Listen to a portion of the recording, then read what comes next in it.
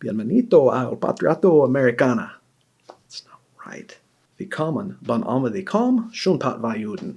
That's not right either. American Laikokse Yokosa. I don't think I'm going to get this right. Bienvenue, Patriot America. Let's just throw in the subtitles. Can't do anything right.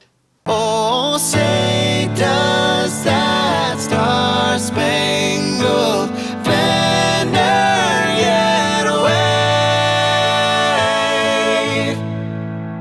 o'er the land of the free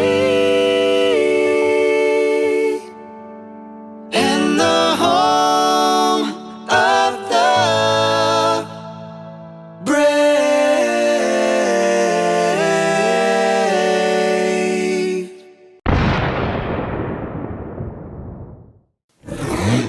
What's going on, fellow Patriots? Glad to see you once again. Welcome to episode number 3 of our parenting series. Looks like everyone survived episode number 2, except for you.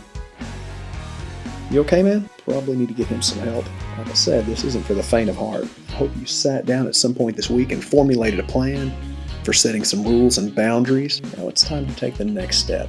And I'm going to warn you, it's a very challenging subject. We're going to talk about leading by example.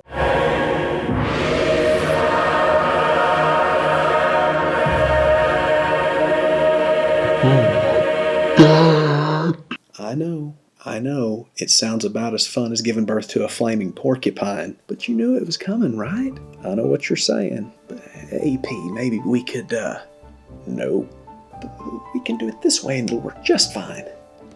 Noopsies. But we had some friends, they raised their kids this way and it worked out just fine. One of them went to prison, but 1 out of 2 is not bad. There just has to be a better way. And no.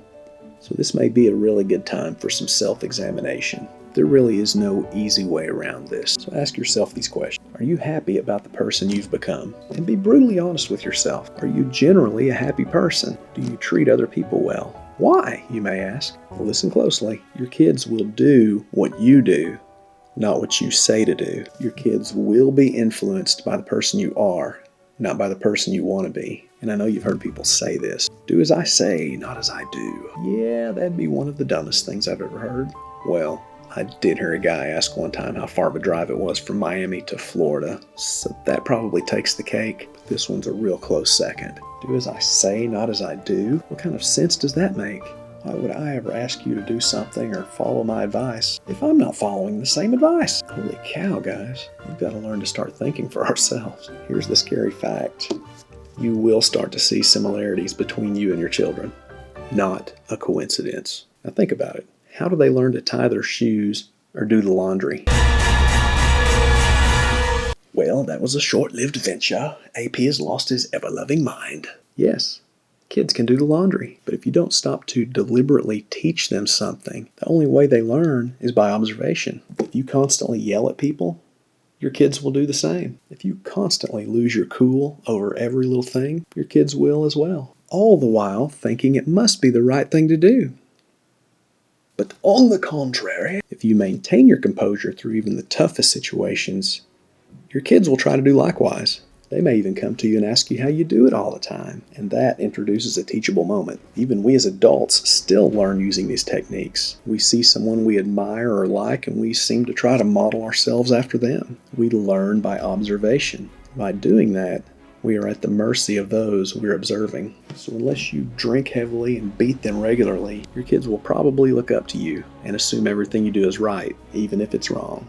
I can see the wheels starting to turn out there. You're starting to see the importance of leading by example. You're picking up what I'm laying down. This is good, so let's keep going. You want to know my theory about why couples yell and scream at each other during a fight?